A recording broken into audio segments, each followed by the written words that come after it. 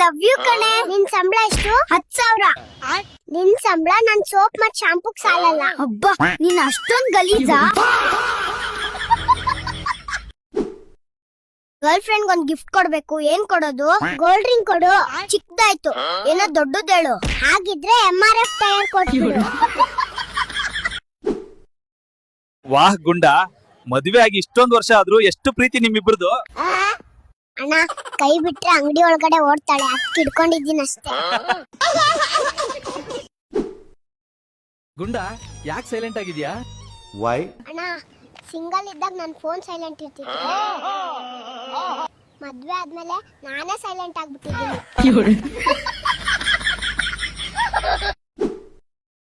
Hello ಮಾವ, ನಿನ್ ಮಗ್ಳನ್ನ ಯಾವಾಗ ಮನೆ ಕಳ್ಸ್ಕೊಡ್ತೀಯಾ? ನಿಂಗೆ ಎಷ್ಟ್ ಸಲ ಹೇಳೋದು ಅವಳು ಬರೋದಿಲ್ಲ ಅಂತ. ಜಗಳ ಮಾಡೋದ್ ಮಾಡ್ಬಿಟ್ಟು ಇವಾಗ ಪದೇ ಪದೇ ಯಾಕೆ ಕಾಲ್ ಮಾಡ್ತೀಯಾ? ಏನಿಲ್ಲ ಮಾವ, ನೀವ್ ಈ ಮಾತ್ ಹೇಳೋದನ್ನ ಕೇಳಕ್ ತುಂಬಾ ಖುಷಿ ಆಗುತ್ತೆ. ಗುಂಡ, ನಿನ್ ಹೆಂಡತಿ ತವ್ರ ಮನೆಗೆ ಹೋದ್ಲಂತ, ಹೌದಾ? ನಿನ್ನೆ ನಂದು ಮತ್ತೆ ಅವಳಿಗೆ ಜಗಳ, ಅದಕ್ಕೆ. ಇವಾಗ ಒಬ್ನೇ ಏನ್ ಮಾಡ್ತೀಯಾ? ನಾವ್ ಒಬ್ನೇ ಇರಕ್ಕೆ ಜಗಳ ಮಾಡಿದ್ದು. ರೀ, ನಾನ್ ಎಲ್ಲಾದ್ರೂ ಕಳ್ದೋದ್ರೆ ಏನ್ ಮಾಡ್ತೀರಾ?